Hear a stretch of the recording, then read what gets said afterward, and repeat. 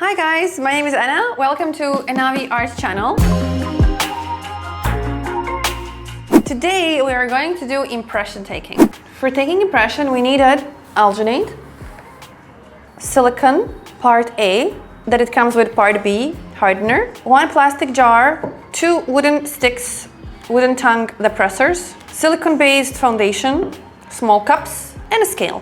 So for impression we have different ways how we can do it, but this time we're going to use alginate, the most popular way for taking impressions. Alginate is algae, it's absolutely natural, it's safe for skin, even dentists use it. Actually I bought this from dental supplier to take impression of teeth. You have so many places where you can buy it. For example, arts and crafts stores. For that one, I'm not so sure if you can take teeth impression. If you want to take teeth impression, please buy from dental supplier. But if you want, for example, to copy sculpture, then it's perfect. Also, you can take from companies that are making products for special effects, such as Smooth On. If you find any other company that is producing, please check if it's skin safe, okay? If it has something else except alginate. For example, this one is scented, it smells very nice, like orange smell. So, what we're gonna copy today? We're gonna copy my finger, okay? Easy as that. Ratio is 1 to 2. So if we put, for example, 100 grams of alginate, we need to put 200 ml of water. Here I have almost 200. I have actually, let me check. Okay, 150.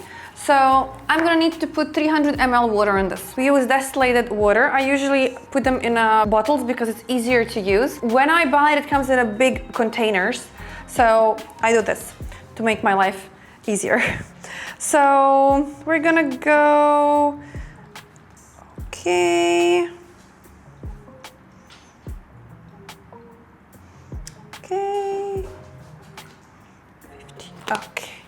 all right.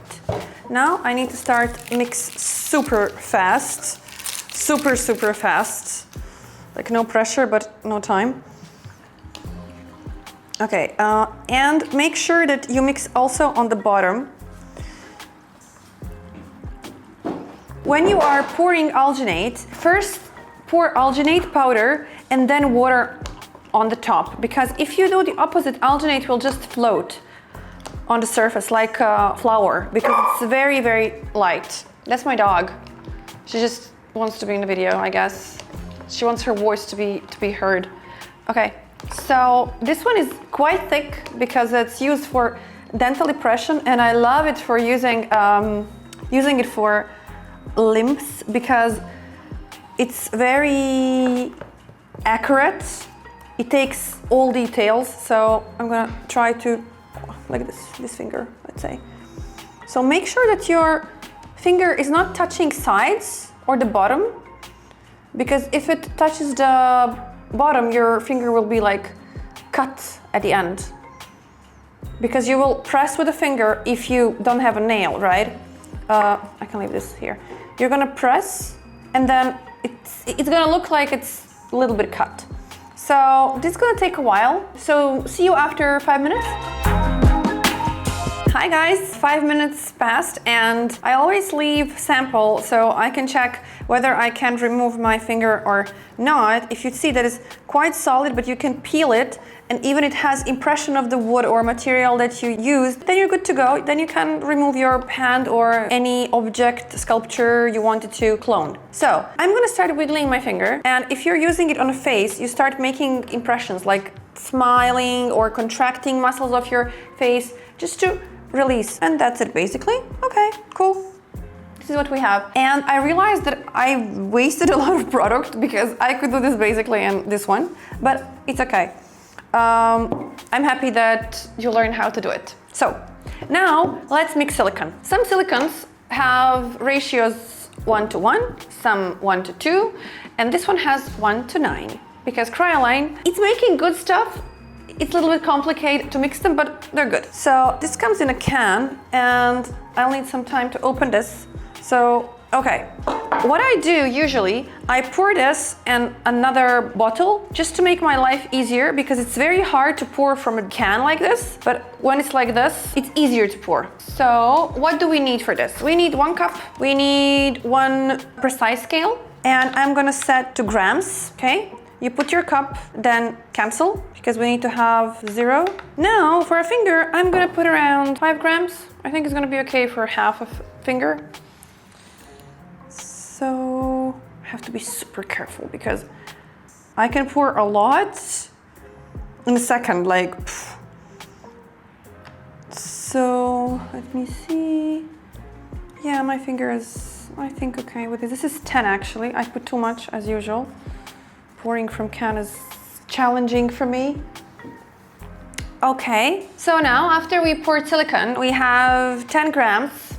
What are we gonna do? Now I add foundation, but I remember that I had 10 grams here, okay? So I add silicone-based foundation. You can use Max Factor, you can use Dior, you can use any foundation you feel like. This one is not exactly my skin tone, but for learning purposes, I think it's perfect. I think it's great. So why not? And yeah, you can put quite generous amounts. It depends how translucent you want it to be. If you want to have a very good base, like skin base, then put more. If you want to see through, if you want to have like a transparent hand or transparent skin, if you, for example, planning to have a lamp behind for any video effect and you want to see through, then you're gonna use less foundation, okay? So this is what I use. Now I'm gonna open another wooden stick. I'm wasting so many, I feel so bad. But okay, what to do? Now I mix it.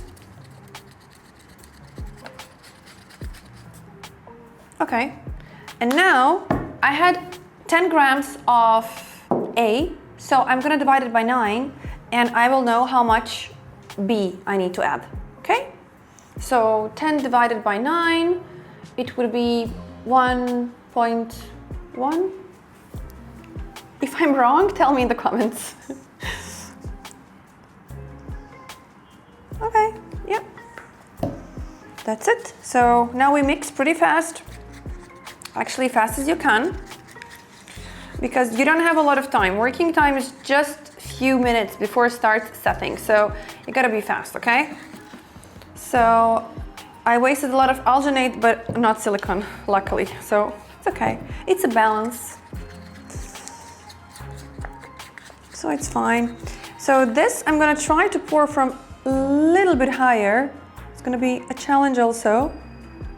But I'm doing this because I need very thin leak, since that is going to burst all the bubbles in the silicone, okay?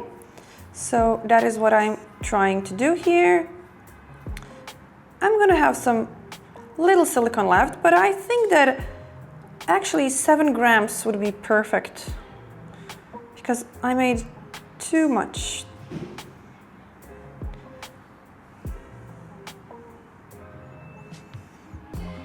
Almost there. Okay. All right. So now what I do this because I want to remove remaining bubbles that I have in silicone. You have actually different ways how you can remove bubbles from silicone. If you have a bigger or smaller project that requires surface that is perfect without any uneven areas, for example, you want to make face, let's say, in that case you can use a vacuum chamber, and vacuum chamber will remove all air from the silicone and then you will not have bubbles. Actually, you're gonna have some, but not as many as you would like this. So I can see some actually bubbles going up to the surface now. Yeah, sorry. That's it. Okay, now we're gonna wait. Setting time, if you're following instructions, 30 minutes, but from my experience, it's way shorter. And also it depends how much hardener you add. If you add too little, it will never set. If you add too much, it will set faster and it's gonna be pretty strong. So your silicone will not have elasticity, which means that it will not be able to bend so much or stretch, because for some projects, silicone has to be stretchy, so it has to have some high index of elasticity. All right, so we have sample here. So don't try to check here if it's set or not, because you're gonna ruin whatever you're making. Always check here, okay? That's why we have this. So you see here, it's setting, it's not setting, what's happening. So for now, just leave it on the side and check in, I don't know, 10 minutes. 15 minutes passed. I didn't wait even for 20 because I was checking all the way along, and I noticed that it's set. As you can see, you have silicone on this wooden stick, so if you can peel it off like this easily, and if it's not sticky, then it's set. But if it's sticky, it's not ready, okay? So you have to wait. So as you can see, if it's like this, you need to pull to remove it, and it's very satisfying to remove. Then it's set. Okay, how are we gonna take out this finger? We're just gonna pull it out. That's it, like this. And as you can see, we have finger with nail. Pretty cool, huh? And we have a little bit of bubbles, but we can remove them easily with nail scissors later.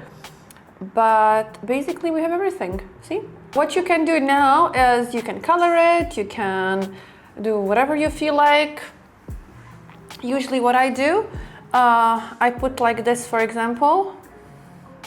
I make a small stand and then I put it like this, and then I can color. Also, if you want, you can make an earring from this. You can make a chain or something like that, or something for Halloween. So yeah, that is how you make a fake limb. And if you would like to learn more, stay tuned.